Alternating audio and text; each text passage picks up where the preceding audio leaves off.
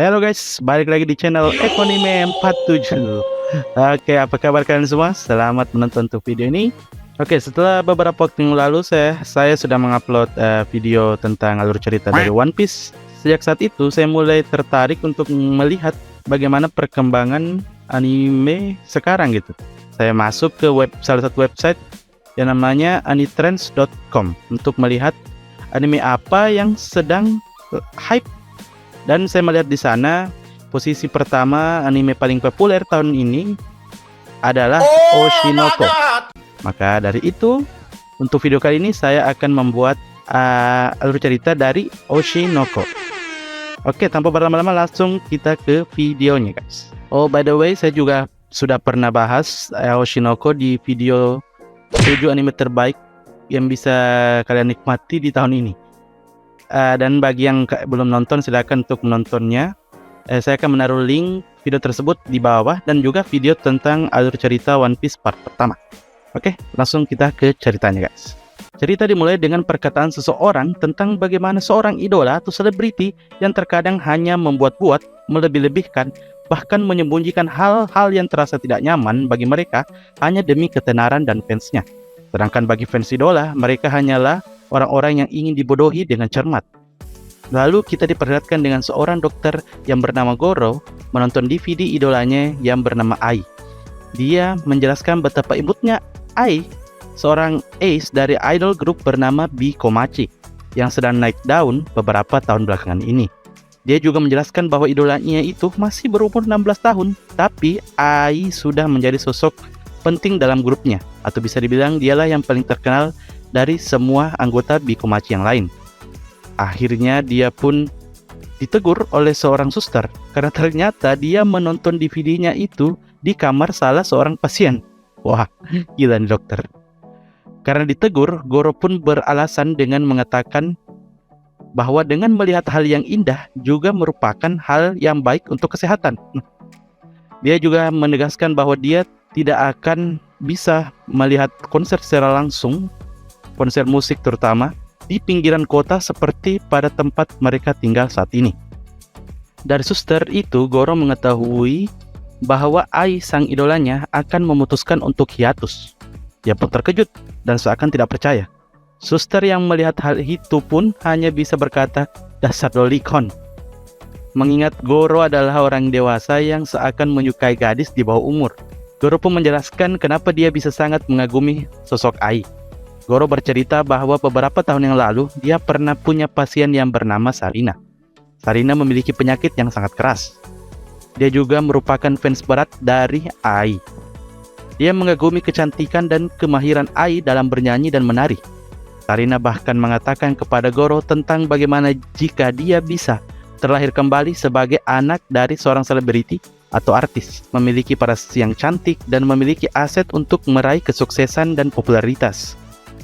Goro pun meyakinkan Sarina jika Sarina kelak sembuh nanti, Sarina pasti bisa menjadi seorang idol yang terkenal dan Goro akan menjadi fans Sarina. Tapi sayang di umur yang ke-12 tahun Sarina meninggal dunia. Sejak saat itu Goro mengenang Sarina dengan cara mengikuti idol kesukaannya yaitu Ai, karena Goro melihat impian Sarina di dalam diri Ai. Setelah berbincang dengan suster, Goro pun kembali ke pekerjaannya yaitu sebagai dokter. Datanglah dia untuk menemui seorang pasien di suatu ruangan yang sekilas terlihat pasien tersebut sedang hamil 20 minggu. Pasien yang ditemui oleh Goro tidak lain dan tidak bukan adalah Ai, sang idolanya.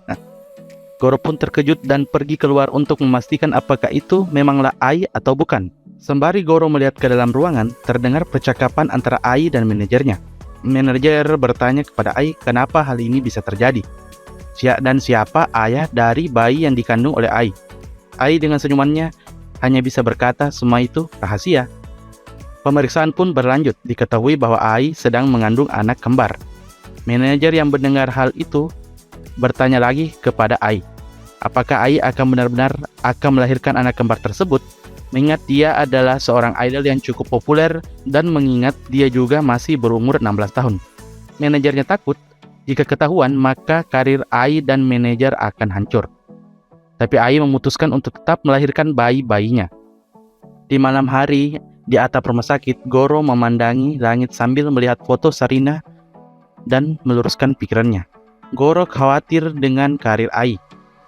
Tiba-tiba Ai juga datang ke atap rumah sakit untuk melihat pemandangan. Ai mengatakan bahwa tidak ada pemandangan seperti ini di Tokyo.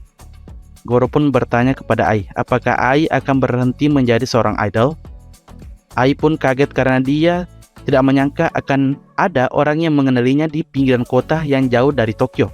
Ai pun menjawab bahwa dia tetap akan menjadi idol dan juga dia tetap akan melahirkan anak kembarnya. Alasannya adalah karena dia ingin memiliki sebuah keluarga yang sesungguhnya. Karena Ai adalah seorang anak yatim piatu. Ai merasa dengan anak kembarnya, dia akan memiliki keluarga yang meriah. Goro pun terkejut mendengarnya. Dia pun bertanya kembali, tapi Ai, ini bisa jadi skandal besar bagi karirmu. Ai menjawab, dia akan merahasiakan kelahiran bayi kembarnya. Ai menjelaskan bahwa kebohongan adalah cinta yang paling istimewa. Menyembunyikan sesuatu merupakan bukti seorang idola papan atas.